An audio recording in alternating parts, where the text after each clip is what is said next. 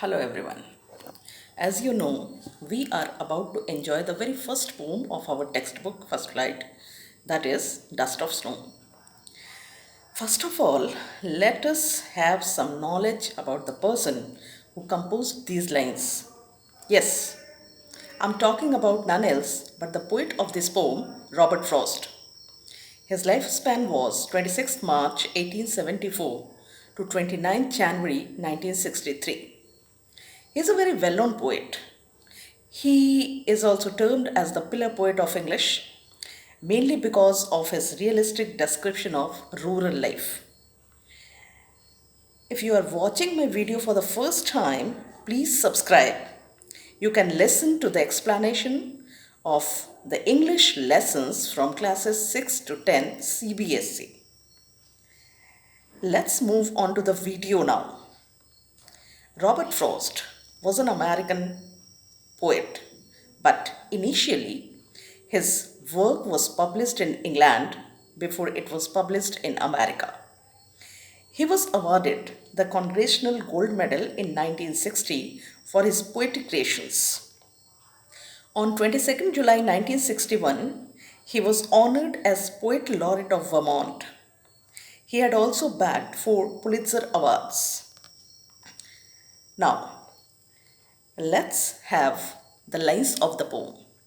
Dust of snow. The way a crow shook down on me, the dust of snow from a hemlock tree, has given my heart a change of mood and saved some part of a day I had rued. Here you see, in the very first line of the first stanza, the poet has chosen a crow to represent birds or animals. Generally, we find the poets speaking about nightingales, sparrows, parrots, etc., the birds that fill us with a sense of pleasure. But here the poet has taken the example of a crow. He is talking about a crow which symbolizes very bad omen, which represents a depressive or sad mood. Then again, in the last line of the same stanza, the poet has mentioned a hemlock tree which bears white flowers with a special poisonous aroma. So it also represents negativity. Another reference given by the poet here is that of dust of snow, or we may say snowflakes. This represents nature that is beautiful and full of positivity.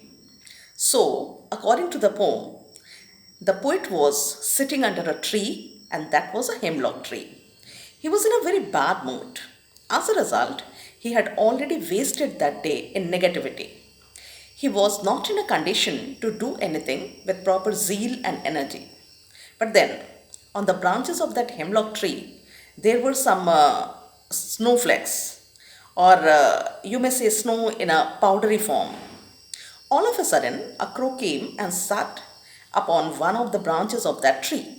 As a result, the branches stirred and some of the snow particles fell on the poet, who was there under that tree.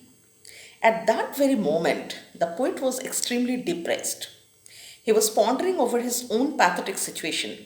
But as soon as he came in contact with those snowflakes, his mood changed. His heart changed.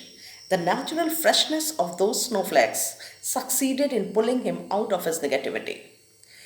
The poet was completely changed, and then he started repenting for that part of the day which he had uselessly wasted due to his negative thoughts and attitude. So, what does the poem teach us? It tells about the significance of small things in changing one's attitude.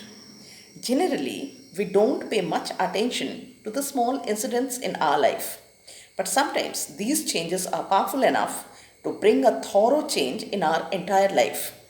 Sometimes the negative aspects of life could be changed with a small tinge of positivity.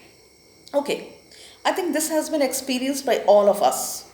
Sometimes we sit all alone, don't have a mood to do anything. Without any clear reason, we feel restless and depressed. Then all of a sudden, a near and dear one comes. He may be a friend, maybe a neighbor, or maybe a relative as well. In his company, we feel blessed. and God knows how, we come back to our normal mental setup. Thus, our association or meeting with a single fellow changes us, isn't it? Now, I hope the poem and its central idea or main essence is quite clear. So let's concentrate on the poetic and literary devices. The most important device of a poem is its rhyme scheme, and for that, concentrate on the last word of each stanza.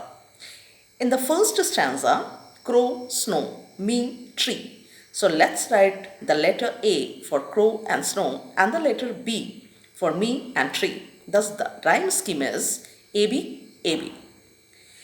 In the second stanza, let's take the letter A for heart and part and letter B for mood and dude. So, once again, the rhyme scheme is AB, AB. Now, in the second stanza, alliteration has been used. Alliteration, it means the repetition of consonant sound. See, the first line of the second stanza has heart. So, ha sound has been repeated. And then, in the third line of the same stanza, saved, same. Here, sa sound has been repeated. Thank you.